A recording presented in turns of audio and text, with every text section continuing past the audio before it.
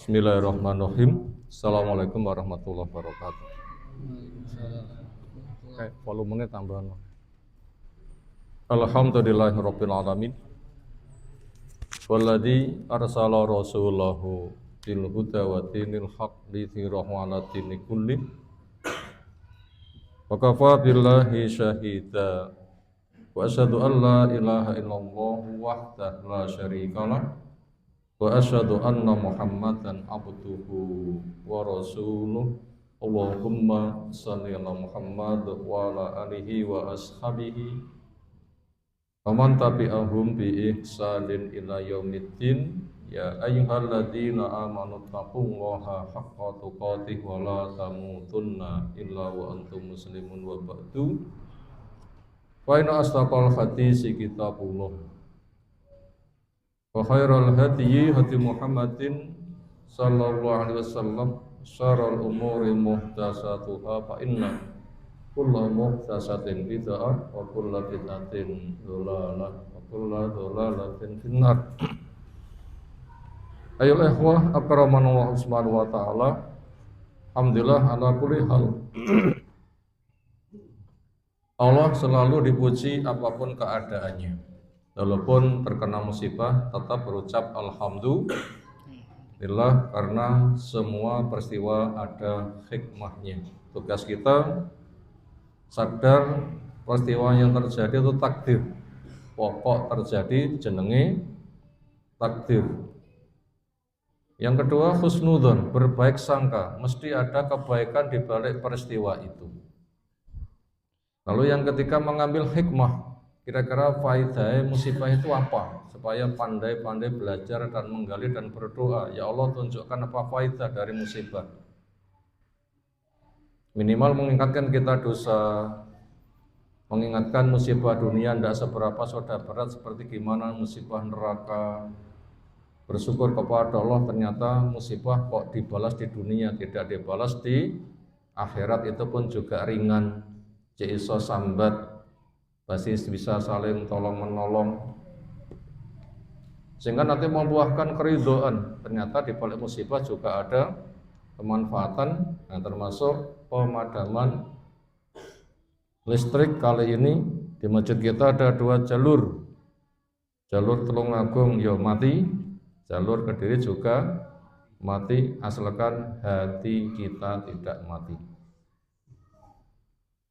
Ayat-ayat yang kita kaji malam hari ini dari surah Al-Mursalat yang ke-16 sampai 28. Kepada pembaca disilakan. A'udzu billahi minasy syaithanir rajim. Alam nuhlikil awwalin ثم نتبعهم الآخرين كذلك نفعل بالمجرمين ويل يومئذ للمكذبين ألم نخلقكم من ماء مهين فجعلناه في قرار مكين إلى قدر معلوم فقدرنا فنعم القادرون ويل يومئذ للمكذبين ألم نجعل الأرض كفاتا أحياء وأمواتا وجعلنا فيها رواسي شامخات وأسقيناكم ماء فراتا ويل يومئذ للمكذبين. Masyhur. Kita mulai dari ayat yang ke-16. Alam nuhlikil awwalin. Bukankah kami telah menghancurkan orang-orang generasi awal. Fi'il mudhari' memiliki makna sedang atau akan terjadi. Ketika kemasukan semisal alam, artinya menjadi fi'il madhi. Di sini ada hamzah istifham, pertanyaan, fungsinya litakrir, untuk pengokoh. Sehingga makna dari alam nuhlik, bukankah kami telah menghancurkan. Al-awwalin, generasi awal, artinya umat tempo dulu yang kufur, yang telah tegak hujah, gamblang. Mereka membantah, dinasehati berulang tetap ngengkel. Maka mereka apabila barang rusak sudah tidak bisa didaur ulang. Diapakan kalau begitu? Musnahkan. Kenapa mereka itu dihancurkan? Semisal umat Nabi Nuh sampai didakwai berapa tahun? 950 tahun, malah menuduh Nabi Nuh gila. Belok wae, nemen kan? Dan nabi-nabi berikutnya, termasuk nabi kita, sudah dakwah 13 tahun di Mekah. Bukannya semakin paham menerima, umatnya semakin pembangkangannya puncak. Mereka ngepung rame-rame untuk membunuh Nabi rame-rame.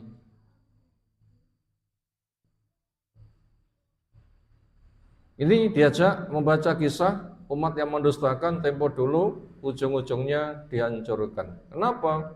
Bitakdzibihim, dengan sebab pendustaan mereka kepada para nabi. Maknanya dari lafaz alam nuhlikil awalin, yaitu ahlaknahum, kami telah menghancurkan mereka. Semua kemudian nutbi'uhum, kami iringkan kepada mereka al-akharin, kaum yang akhir. Ada awal, ada akhir. Ada pelopor, ada yang mengiringi di belakangnya. Itu juga mereka dihancurkan. Mimman kadzabu, dari orang-orang yang mendustakan. Siapa contohnya? Ka kuffari Makkah, seperti orang kafir Mekah. Kalau kita lihat urut sekilas saja, umat Nabi Nuh mereka mendustakan, dihancurkan. Umat Nabi Ibrahim membakar, juga mereka ganti dibakar. Umat Nabi Lut diangkat tinggi-tinggi, dibalik lalu dihujani batu. Kenapa? Dosanya apa?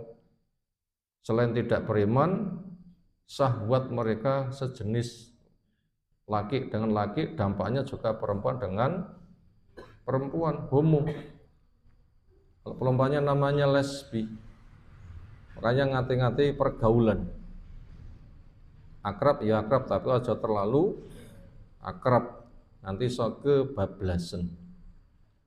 Dan itu resikonya sangat berat. Raja zina, ngalahnya zina, raja zina. Makanya diangkat tinggi-tinggi, jatuhkan, turuni batu, habislah, jatuh saja wis kelonger. Watune sak sirah-sirah, nyebloki sirah, pecah enggak kira-kira? Nah, hancur itu. Makanya ngati-ngati.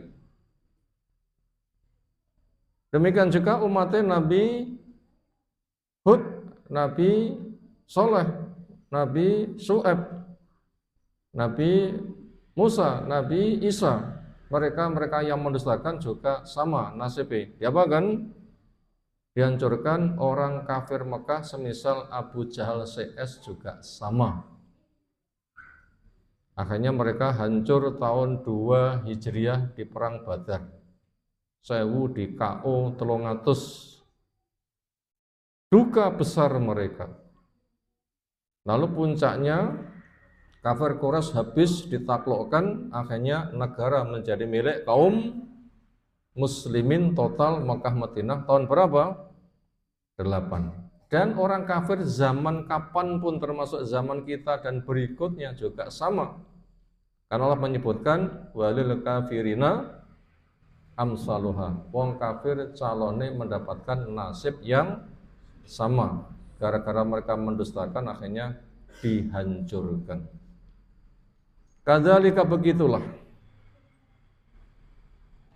Naf'alu bil mujrimin, kami tindak terhadap para pendosa. Maknanya kadzalika kamislima, kamislima. Semisal apa yang fa'alna kami perbuat. Bil mukadzibin kepada orang yang mendustakan. Tempo dulu, naf'alu kami juga akan perbuat sekarang dan akan datang bil mujrimin kepada para pendosa.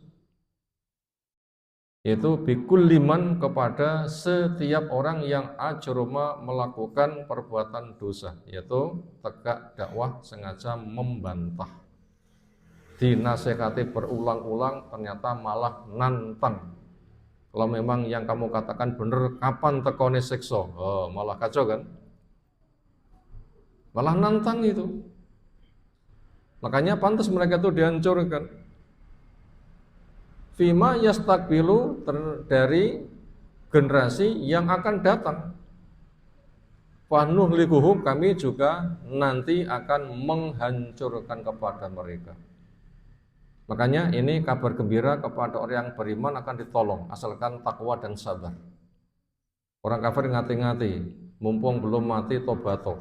Bila enggak tobat, kamu jatai hancur. Tunggu saja dengan menghabiskan jatah umurmu. Kamu nanti pasti akan hancur. Wailun yauma idzil lil mukadzibin, celaka di hari itu buat orang yang mendustakan. Lafaz wailun yauma idzil mukadzibin ini diulang berulang-ulang. Apa fungsinya? Takkidun sebagai penguat. Jadi orang yang mendustakan itu pasti akan hancur. Yang kehancurannya dengan kelas wailun. Apa wailun itu? Nama sebuah jurang di dasar jahanam. Semua perasan tubuh itu ngumpul di sana semuanya. Apa perasan tubuh? Dari mata, dari hidung, dari mulut, dari kelamin, dari perut, dari seluruh permukaan kulit. Di situ keluar air, masuk darah, entah nifas, haid, istighathah atau yang lain-lain, termasuk orang yang muntaber juga keluar air karena nggak ada yang dikeluarkan kecuali tinggal air. Semua macam-macam cairan itu ngumpul di sebuah lembah namanya well di dasar jahanam. Itu panasnya gak karu-karuan, naudzubillah min dzalik. Itu ancaman yang sangat mengerikan kepada mereka. Alam nakhlukum mimma immahin.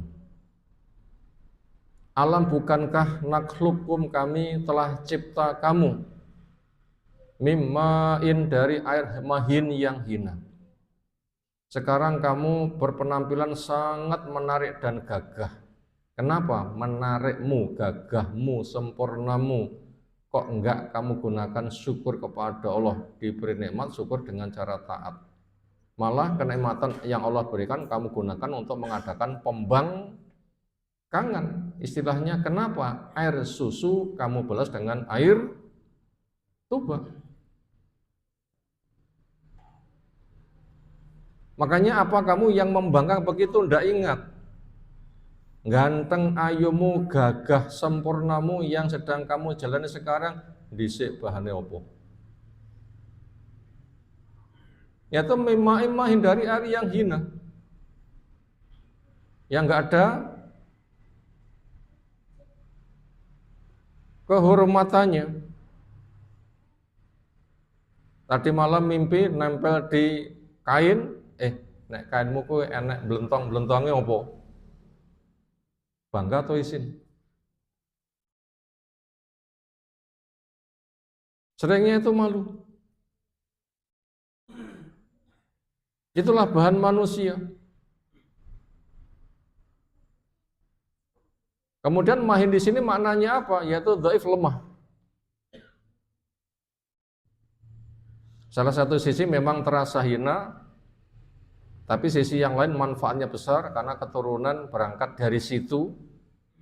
Orang tidak memproduk air dari laki, dari perempuan nggak memproduk air bahan manusia, sperma maupun sel telur, jadi ya susah. Tetapi ketika keluar itu ada rasa malu, tapi manfaatnya besar. Itu terjadinya penciptaan lewat itu. Maka mahin di sini bukan mahin ngisin-ngisin, bukan, tapi mahin punya makna dhaif, lemah. Sperma itu tidak ada dayanya, begitu memancar rusak. Memancar rusak. Ketika masuk ke rahim itu puluhan juta selnya berenang-renang melewati cairan yang asam, banyak yang mati. Yang tetap hidup itu nanti bisa ketemu dengan sel telur. Nah, di situ terjadi pembuahan, terjadi kehamilan. Tetapi apabila memancar, tidur nempel di kain, itu mati. Makanya tidak bisa dikatakan ketika seorang perempuan dimintai tolong cucikan bajuku, ternyata kena sperma. Dicuci bareng dengan bajunya perempuan. Kemudian perempuan pakai baju yang dicuci berbarengan tadi, malah hamil, iso hamil. Ora iso. Wis mati spermane wis. Enak cerita lucu-lucu. Ketika ada orang baru junub lalu mandi di danau. Laki-laki junub mandi di danau. Ada perempuan juga mandi di danau, Pak No ya hamil juga. Tapi spermanya bisa berenang-renang nyaingi iwak di danau. Bisa gremut masuk ke rahim ya kira-kira. Nah, itu nggak mungkin itu. Caranya nggak seperti itu. Artinya apapun permasalahannya, makna mahinis itu adalah dhaif. Kenapa kamu yang banyak sangat lemah, sekarang kamu berpenampilan sedang sempurna, kok enggak kamu syukuri, malah kamu gunakan untuk membangkang kepada Allah Subhanahu wa taala. Pantaskah seperti itu? Ini pertanyaan yang enggak usah untuk dijawab, karena sebagai pengakuan artinya ngono kuwi gak pantas sama sekali. Bahwa adapun mahin yang dimaksud ada al-maniyu.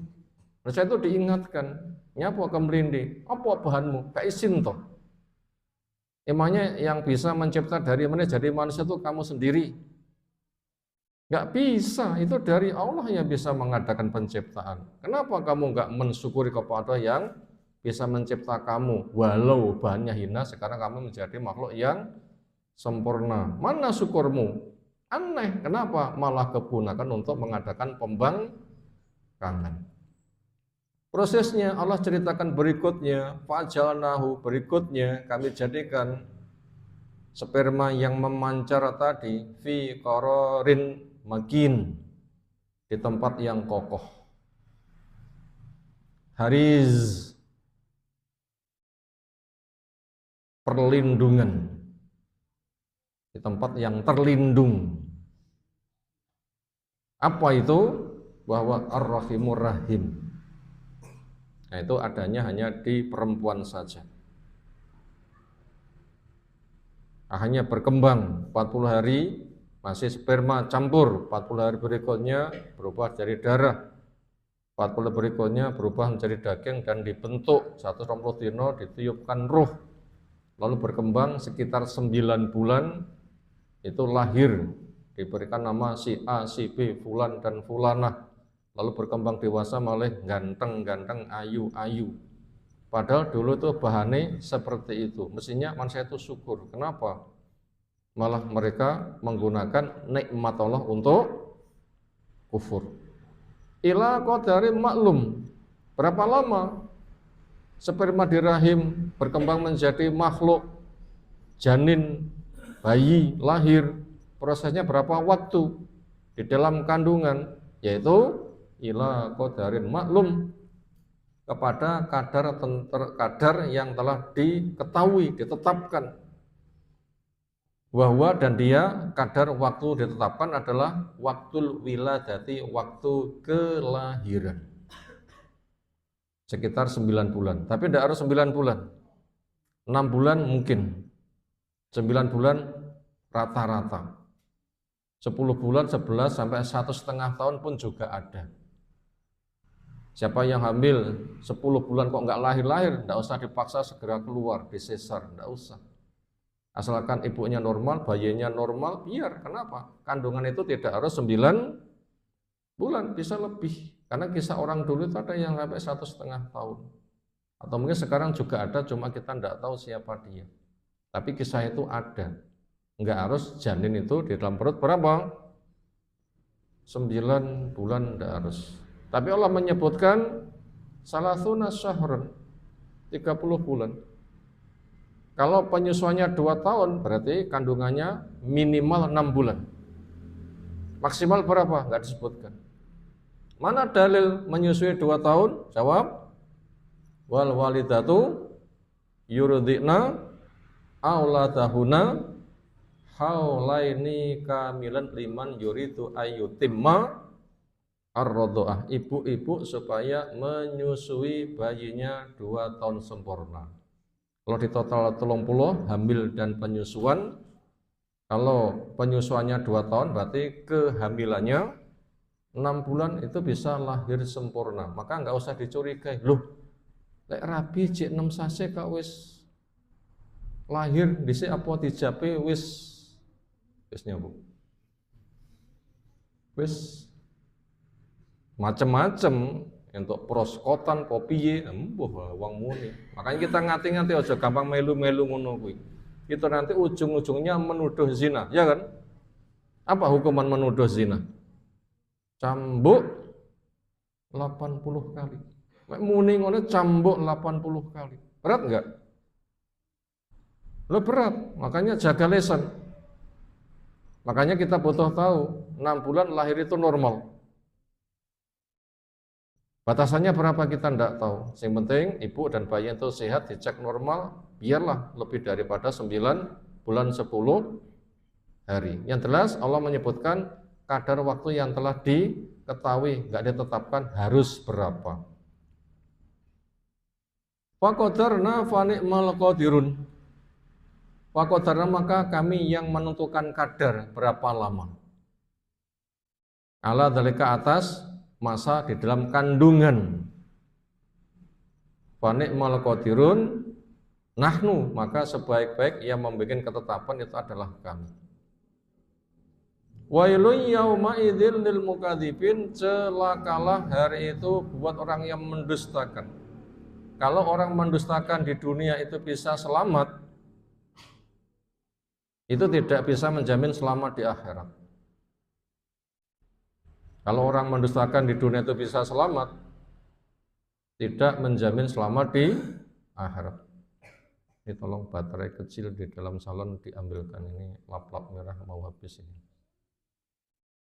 Buka salonnya. Batu cilik ambilkan.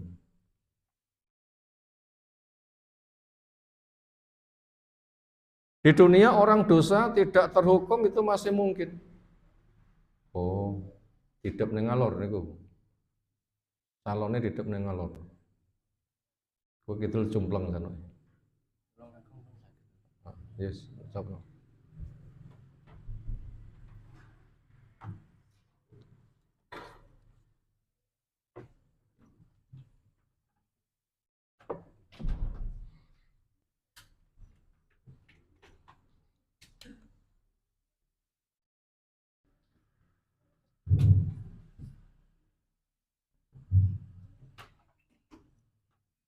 Alhamdulillah dari 2 jalur yang 1 jalur sudah nyala, ini jalur Tulungagung.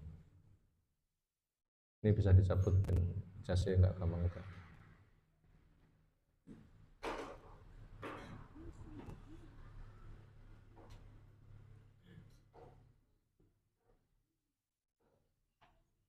Wailun yauma idzil lil mukadzibin, celaka di hari itu buat yang mendustakan. Kita ulang, orang mendustakan di dunia bisa lolos dari hukuman itu mungkin. Kenapa? Dunia darul amal, bukan darul jaza. Tapi bila sudah di akhirat, gak ada yang lolos. Mesti terkejar. Kenapa? Di sana adalah darul jaza, tempat untuk memberikan balasan. Dan itu diulang untuk penguat sebagai peringatan, awas mendustakan hancur, awas mendustakan hancur, awas mendustakan hancur. Nanti ben mantap diperhatikan. Berikutnya untuk menunjukkan maha kuasanya Allah supaya yang mendustakan itu merasa malu. Kenapa kamu berani untuk melawan kepada zat yang maha kuasa? Kamu itu kan lemah. Bila sudah menghukum, siapa yang bisa membentengi kamu, menyelamatkan kamu, melindungi kamu? Di situ bentuk maha kuasanya Allah disebutkan dalam bentuk yang lain. Alam najil ardha kifata. Alam bukankah naj'al telah kami jadikan al ardha bumi kifata. Tempat yang menghimpun, nggeneng lumpuk.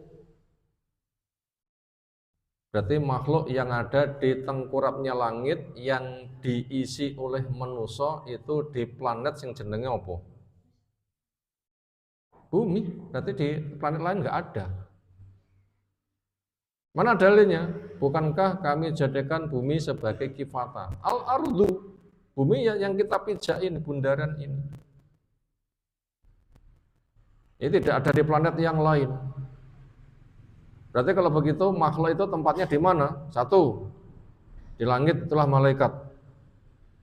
Dua, manusia di bumi. Tiga, jin bisa naik ke langit. Tetapi itu memiliki hubungan kerjasama dengan manusia di bumi, tidak di planet yang lain. Wallahu a'lam. Ini pengetahuan. Apabila kita nyimpulkan begitu, alasannya jelas. Bila ada yang menyimpulkan yang lain, mungkin punya alasan, mungkin. Lafadz kifata, masdaru kafata.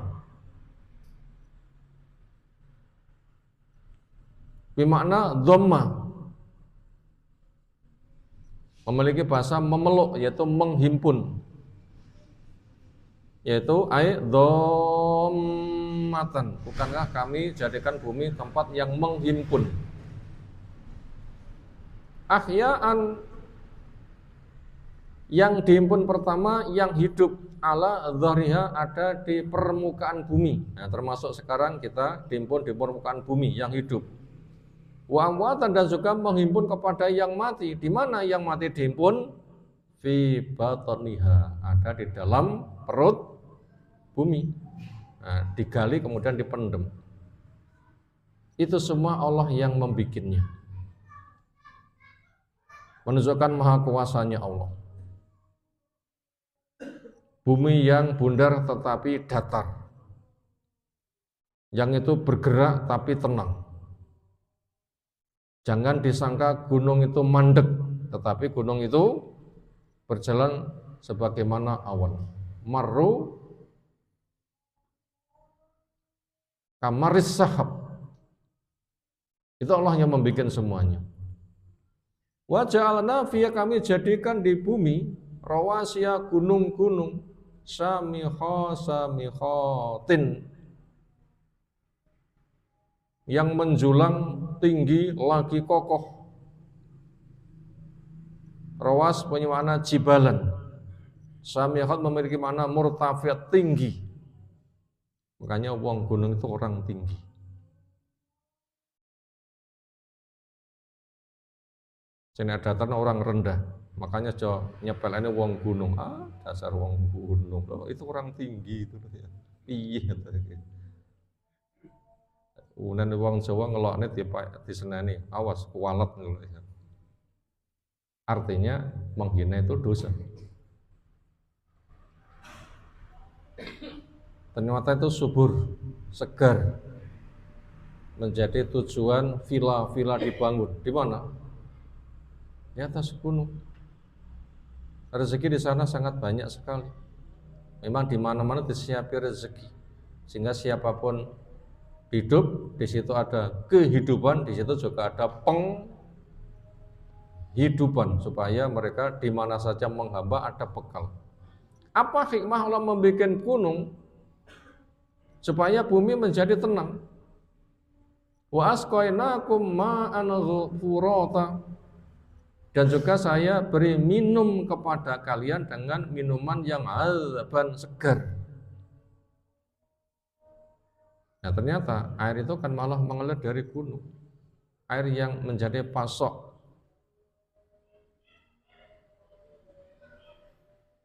tempat penjualan air, kebanggaannya air apa? Air gunung. Nah begitu, yang steril, yang jernih, tinggal ngemasi saja. Itu malah pasok air dari gunung itu malah luar biasa. Di mana-mana itu ada rezeki, Allah yang menunjukkan. Itu diantara maha kuasa Allah yang lain yang ditunjukkan kepada kita. Makanya apa alasan manusia itu mendustakan? Wailun yauma idzil lil mukadzibin, maka celakalah di hari itu buat yang mendustakan.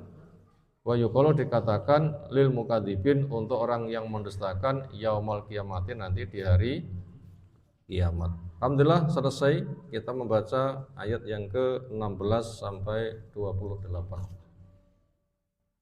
Berikutnya kita masuk kepada rangkuman setelah terbaca beberapa tafsir, tersimpul beberapa pelajaran berikut.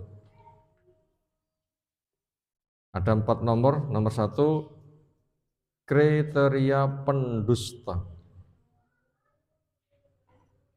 Orang dikatakan pendusta itu sifatnya seperti apa? Kita melihat kriteria pendusta. Pendusta itu sifatnya seperti apa? 1 atau A, tegak hujah disikapi dengan membantah.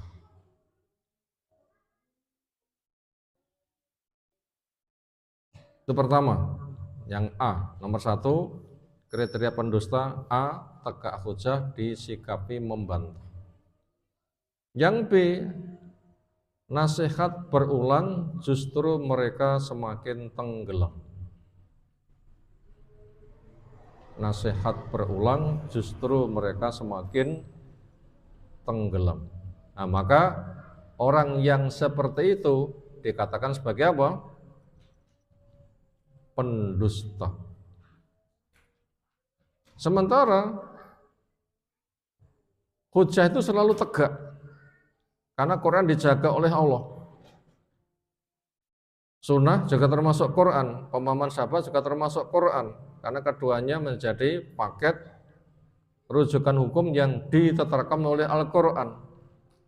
Bukan sebatas Qurannya saja yang selalu tegak, sunnah dan pemahaman sahabat yang mendakwahkannya pun juga selalu ada. Setiap 100 tahun ada mujaddid, orang lupa dia mengingatkan kembali seolah untuk menemukan barang baru. Dan itu akan menjangkau seluruh penjuru negeri karena telah ditampakkan kepada Nabi bumi ujung timur, bumi ujung barat, zuwiya ala Nabi. Ditampakkan seperti orang itu melihat layar. Tempat yang terjangkau ditontonkan kepada Nabi, di situ agama telah sampai didakwahkan kepada mereka.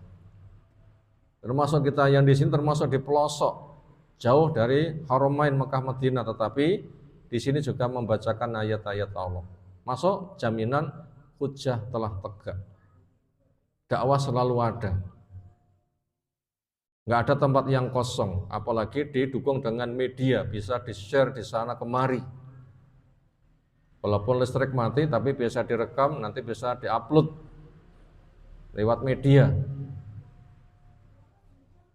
Sehingga nanti pun juga bisa lewat YouTube dan disebarkan kemana-mana. Sehingga yang bisa ikut kajian bukan sebatas yang hadir, yang jauh pun juga bisa. Dimudahkan maknanya.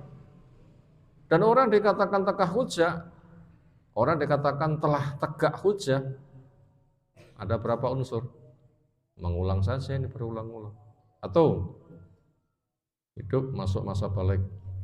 2, punya indera lengkap, mendengar, melihat, bisa berpikir. 3, arahan selalu disampaikan, jalan surga ini, jalan neraka ini.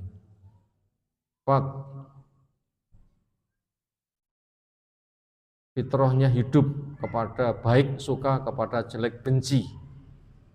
Yang 5, punya masyiah, punya kudrah, punya kemauan dan punya kemampuan. Kemudian yang ke-6, tidak ada penghalang. Tugas manusia memilih. Semisal ini nasi basi, ini nasi hangat. Nasi hangat dampaknya baik, nasi basi dampaknya membahayakan. Orang ngerti kepada baik suka, kepada basi benci, dan tahu resiko masing-masing. Apa tugas manusia? Memilih. Ternyata kok memilih kejelekan, enggak memilih kebaikan. Dan itu sudah disampaikan berulang-ulang, sudah diperingatkan kena musibah berulang-ulang. Ternyata mereka semakin tenggelam. Kondisi itulah mereka dikatakan sebagai pendusta. Itu tadi kriteria pendusta. Telah tegak hujah, disikapi membantah, nasihat disampaikan berulang, tapi mereka semakin membangkang. Orang Abu Jahal CS kira-kira sudah ngerti belum? Lek Muhammad bin Abdullah SAW itu ada seorang nabi. Adakah mukjizat yang ia ketahui? Bisakah dia berbahasa Arab? Sudahkah disampaikan dakwah dengan gamblang? Tapi nyapa kok panggah mau? Apa sebabnya? Kok panggah nggak mau? Cinta dunia dan berlebihan dan hasad. Cinta dunia berlebihan dan hasad. Yang unggul harus saya, tidak boleh ada yang menyaingi. Siapa yang berani menyaingi, lawan. Nah, itu penyakit yang membahayakan. Cinta dunia berlebihan dan hasad. Sehingga mereka menolak dakwah yang hak. Itu tadi nomor 1, kriteria pendusta. Nomor 2, resiko yang diancamkan kepada pendusta. Resiko yang diancamkan kepada para pendusta yang sampai mati tidak tobat. Yang kedua, resiko yang diancamkan kepada para pendusta yang sampai mati tidak tobat, yaitu akan bernasib malang. Akan bernasib malang untuk dia dan semua pembangkang di seluruh alam. Ini resiko yang diancamkan kepada pendusta sampai mati tidak tobat. Apa resiko yang diancamkan? Akan bernasib malang untuk dia dan semua pembangkang di seluruh alam. Itu resiko yang akan ia derita nanti. Yang dimaksud dengan bernasib malang nopo? Hancur.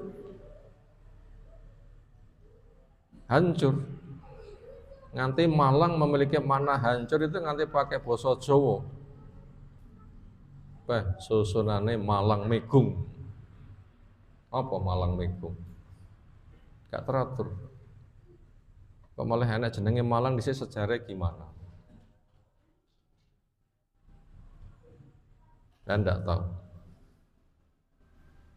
Siapa yang akan bernasib malang? Untuk dia sebagai pendusta yang mati nggak tobat dan semua pembangkang di seluruh alam. Berarti bukan kelompok tertentu saja. Semua yang memiliki kriteria itu pasti hancur menyeluruh.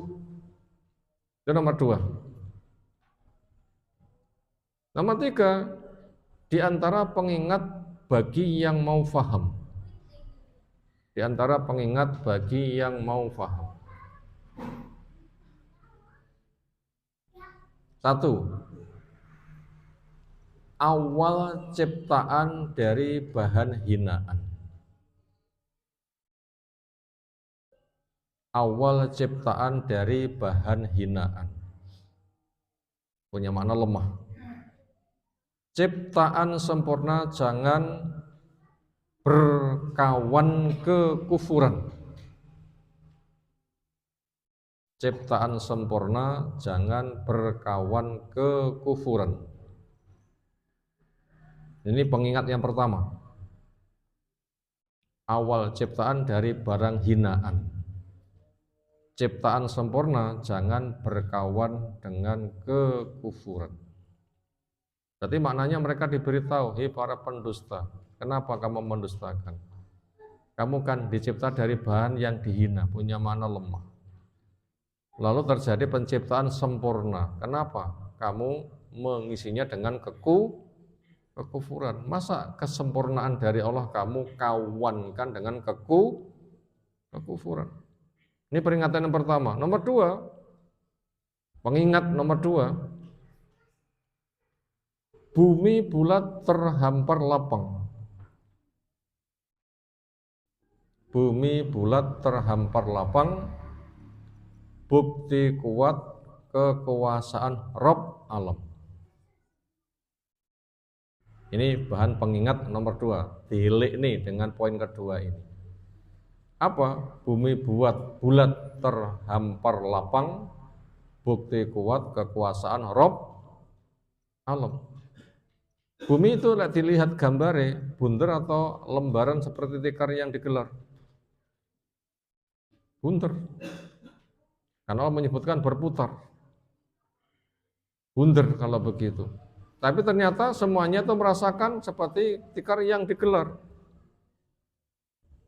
Katanya Indonesia sudah ditembus ke bawah, tembus sampai kemana? Amerika. Pantes wong Amerika sering naik ngesor gitu loh ya. Tapi kenyataannya semuanya itu perasaan yang ini kira lungguh. Seperti selembar tikar. Padahal bumi itu bulat. Kok iso? Nah inilah maha kuasanya Allah.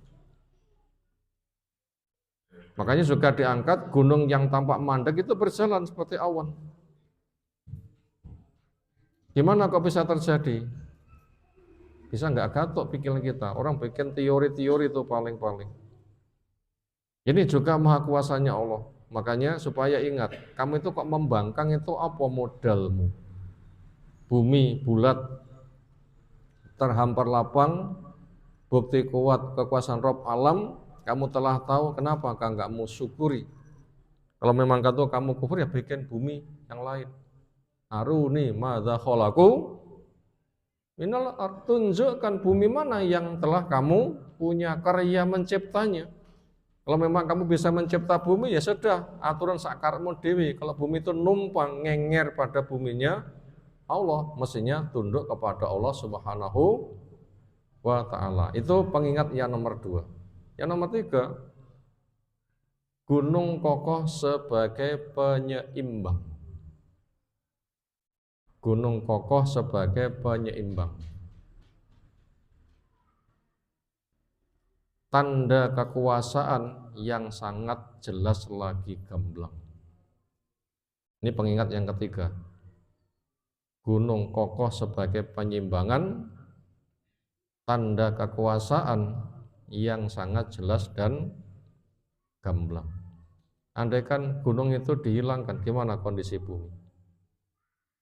Goncang, nggak imbang, oling. Ternyata hikmah bumi itu apa? Hikmah gunung sebagai apa? Penyeimbang supaya tidak mengalami kegoncangan. Itu tanda bukti maha kuasanya Allah. Tapi kenapa setelah kamu tahu, kamu tidak tunduk dan syukur, ternyata kamu malah membangkang. Terakhir yang keempat, sangat beralasan bila pendusta itu dihancurkan. Titik. Sangat beralasan bila pendusta itu dihancurkan. Demikian yang kita kaji di kesempatan malam hari ini dari ayat yang ke-16 sampai 28.